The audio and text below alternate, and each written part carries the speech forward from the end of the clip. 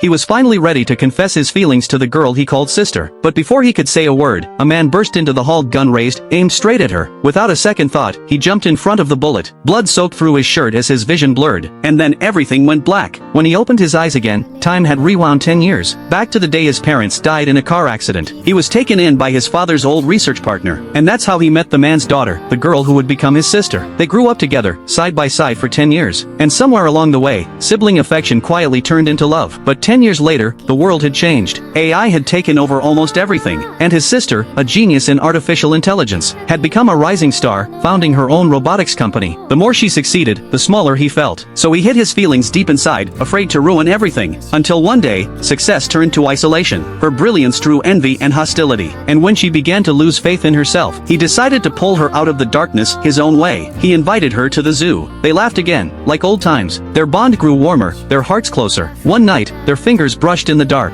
And that small touch said everything they'd never dared to say. After dinner, he nervously handed her a gift. A lifelike robotic dog he'd built just for her. He wanted to tell her what it meant. But when he saw her nervous smile, he swallowed the words. Later that night, on their way home, she suddenly stopped, turned to him, took a deep breath, and confessed her feelings first. From that moment, they were no longer just siblings. Even their adoptive father gave his blessing. They had finally broken through the boundary that held them apart. A year later, she stood on stage again, introducing her company's newest AI creation. But just as she began her speech, a man rushed up with a gun, shouting accusations. The boy, no, the man she loved, threw himself in front of her once more. The shot rang out, and as his blood hit the floor, his world faded to silence again.